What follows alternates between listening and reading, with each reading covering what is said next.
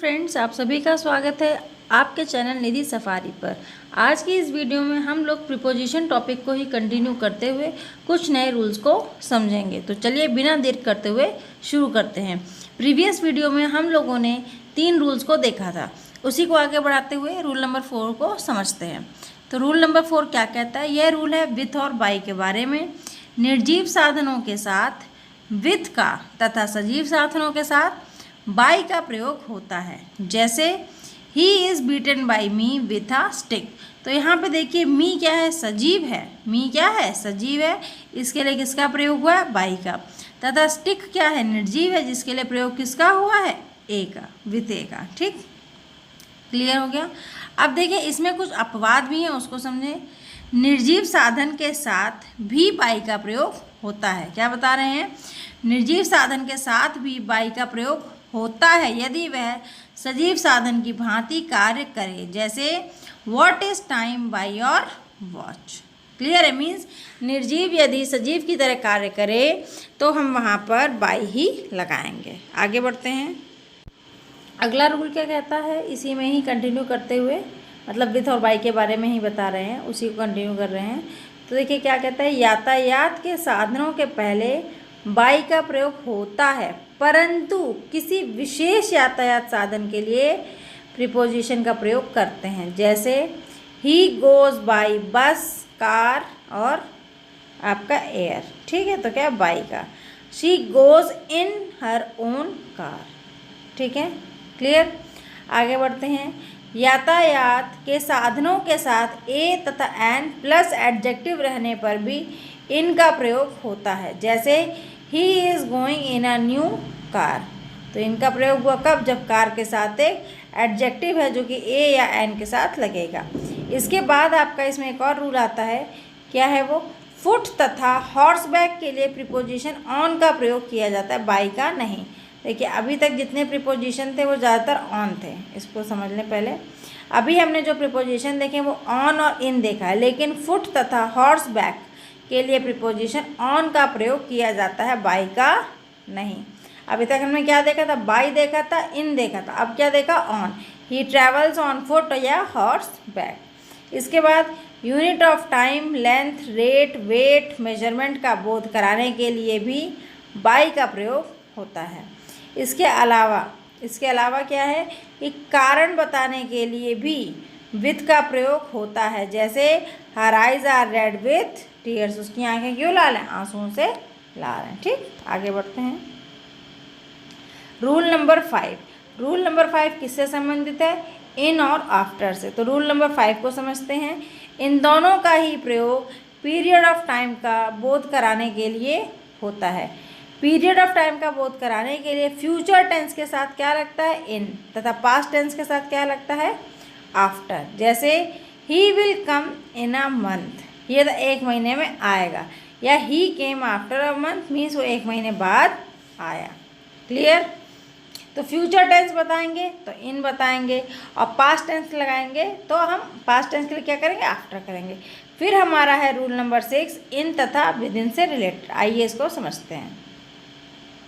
देखिए rule number 6 हमारा कहता है इन का अर्थ होता है के बाद, तब विद इन का अर्थ होता है के पहले। जैसे she will come in a week. इसका मतलब क्या हुआ? इसका अर्थ हुआ वह 1 सप्ताह बीतने के बाद आएगी। कैसे आएगी? बाद।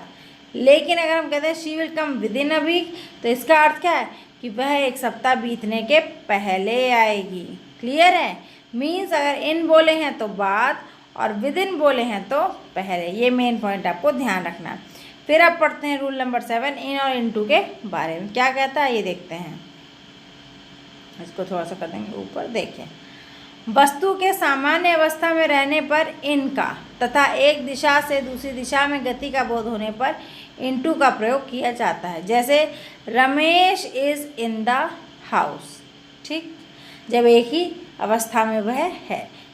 लेकिन please come into the house, जहाँ पे दिशाओं का परिवर्तन हो रहा हो तब हम इनटू का प्रयोग करते हैं।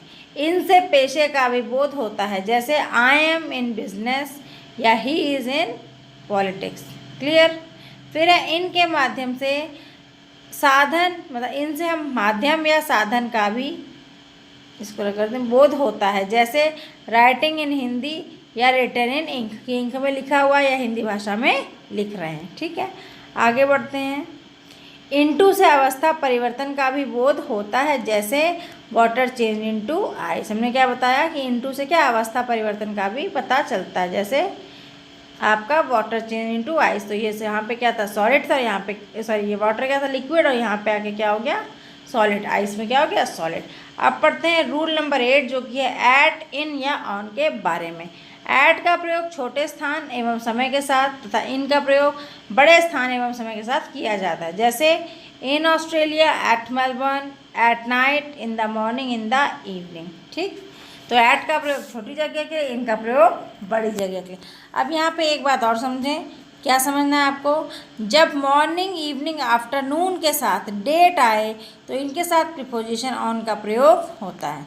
जब मॉर्निंग, इवनिंग, आफ्टरनून के साथ डेट भी आए, क्या है, ऑफ द डेट आए, तो इनके साथ प्रीपोजिशन ऑन का प्रयोग होता है। देखिए कैसे, ये देखिए कैसे प्रयोग होगा। I went on the morning of the 15th June. Clear. कुछ वर्ब्स के साथ प्रीपोजिशन एट का प्रयोग निम्न अर्थों में होता है, किसमें, आइए देखिए। वैल्यू, राइस सेल्स एट ₹295 पर क्विंटल, तो रेट पता चल रहा है। Situation, I am at work, हम कहाँ हैं, काम पर हैं। Occupation, he is good at hand eight painting. Clear. अब इसके आगे देखिए, सप्ताह के दिनों के साथ ऑन का प्रयोग होता है, जैसे ऑन मंडे, ऑन संडे आदि। क्लियर। आगे बढ़ते हैं। रूल नंबर 9, रूल नंबर 9 है आपका इन तथा ऑन से संबंधित। किससे, इन तथा ऑन से। किसी स्थान पर रहने की सामान्य स्थिति के बोध के लिए इनका तथा आधिकारिक स्थिति का बोध कराने के लिए ऑन का प्रयोग होता है, जैसे I am in the room, normal चीज़ है। I am on the committee, हम कमेटी में है, ये स्पेशल चीज़ है, तो क्या आएगा, ऑन आएगा। ठीक है। फिर है समय से कुछ पहले का बोध कराने के लिए इन टाइम तथा एकदम ठीक समय पर का बोध कराने के लिए ऑन टाइम का प्रयोग किया जाता है। जैसे अगर कोई कह दे I will reach in time means समय से पहले, and I will reach on time means समय पर। ठीक है, आगे इसको समझें। टू टाइम का अर्थ होता है कार्य टाइम टेबल के समय से हो रहा है। जैसे अगर हम कहें कि train is running to time, इसका मतलब क्या है कि ट्रेन अपने टाइम से चल रही है। अब है रूल नंबर 10 ऑन तथा एट से संबंधित। आइए देखते हैं क्या कह रहे हैं कि समय का बोध कराने के लिए ऑन का प्रयोग किसी निश्चित दिन या तिथि के पहले होता है तथा एट का प्रयोग घंटे के पहले होता है। जैसे अगर हम कहें I shall go on Thursday at 5 o'clock, तो हमने क्या कहा, निश्चित दिन। ठीक है, और या तो निश्चित दिन हो या फिर तिथि हो, डेट हो, तो उसके पहले क्या आता, ऑन का प्रयोग आता, और एट का प्रयोग आता है घंटे के पहले। निश्चित दिन के पहले ऑन और घंटे के पहले एट। ऑन और एट के स्थान, ऑन और एट से स्थान का भी बोध होता है, जैसे ऑन द टेबल, मेज के ऊपर, एट स्कूल मीन्स कहाँ पर, स्कूल में। अब हमारा है रूल नंबर 11 जो कि है बाई, बिफोर और विद इन से रिलेटेड। आइए देखते हैं। रूल नंबर 11 क्या कहता है, बाई या बिफोर का प्रयोग पॉइंट ऑफ टाइम का बोध कराने के लिए होता है, जबकि विद इन का प्रयोग पीरियड ऑफ टाइम के लिए होता है। बाई का अर्थ होता है किसी निश्चित समय तक, बिफोर एवं विद इन का अर्थ होता है किसी निश्चित समय से पहले। जैसे आई विल स्टार्ट बिफोर या बाई 6 o'clock मीन्स कि मैं शुरू हो जाऊंगा 6 बजे के पहले। अगर हम कहें कि I will come within a week means एक सप्ताह के अंदर हम आ जाएंगे। ठीक है, देखिए यही हमने कहा है। उपरोक्त उदाहरण में 6 o'clock क्या है, पॉइंट ऑफ टाइम है, जबकि वीक क्या है, पीरियड ऑफ टाइम। वीक क्या है, पीरियड ऑफ टाइम। 6 o'clock है पॉइंट ऑफ टाइम, वीक है period of time. By 6 o'clock का अर्थ है ठीक 6 बजे, और बिफोर 6 o'clock का अर्थ है 6 बजे के पहले। आगे बढ़ते हैं।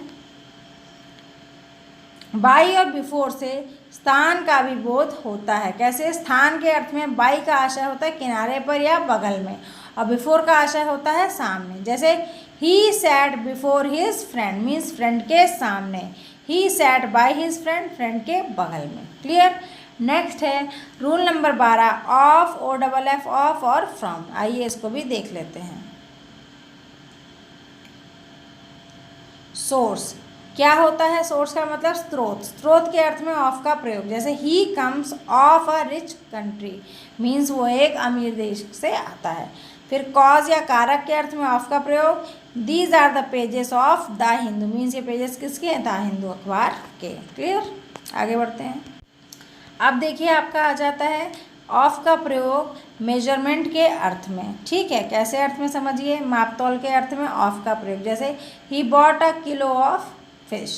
डिस्टेंस दूरी के अर्थ में ऑफ का प्रयोग, my office is with in a kilometre of Ram's house means Ram के घर से 1 किलोमीटर के अंदर। अब OFF ऑफ का मतलब क्या होता है, सेपरेशन यानी कि अलगाव, अलग होने के अर्थ में प्रयुक्त होता है, जैसे the cat jumped off the table means cat क्या हो गई, मेज से अलग हो गई। ठीक है, आगे बढ़ते हैं। अब हम जानते हैं ऑफ और फ्रॉम के बारे में। ठीक है, ऑफ और फ्रॉम क्या कह रहा है, ऑफ और फ्रॉम दोनों ही मेक मेड के साथ वस्तु या सामान बनाने का बोध कराने के लिए प्रयुक्त होते हैं, परंतु वस्तु की अवस्था ज्यों की त्यों रहने पर मेक ऑफ का प्रयुक्त होता है, जबकि वस्तु की अवस्था में परिवर्तन होने पर मेड फ्रॉम का प्रयुक्त होता है। जैसे the glass is made of steel, made of, ठीक है, हमने क्या बताया, मेड ऑफ, ठीक, मेक यहाँ पे वैसे मेड नहीं होना चाहिए था, मेक होना चाहिए था। ठीक है, मेक ऑफ स्टील होना चाहिए, तो मतलब क्या है कि अवस्था ज्यों की त्यों रह रही है। फिर butter is made from milk, तो अवस्था में परिवर्तन हो रहा है, क्योंकि मिल्क क्या है, लिक्विड, और बटर क्या है, सॉलिड। क्लियर, आगे बढ़ते हैं। फिर आपका आ जाता है रूल नंबर 13, जो कि है फॉर और सिंस से संबंधित। क्या है, फॉर या सिंस का प्रयोग present tense, present perfect, past perfect और प्रेजेंट और पास्ट परफेक्ट कंटिन्यूस टेंस के साथ होता है। पीरियड ऑफ टाइम के लिए फॉर का तथा पॉइंट ऑफ टाइम के लिए सिंस का प्रयोग किया जाता है। जैसे Radha has been ill for 2 months, तो हमने क्या लगाया, फॉर, हमने एक लंबा रेंज बताया है, तो क्या हो गया, फॉर। और अगर हम कह दें, क्या कह दें, टू द पॉइंट अगर बताना, तो सिंस का प्रयोग करेंगे, Radha has been ill since Sunday means कि वो संडे से, पर्टिकुलर संडे से बीमार है। क्लियर है।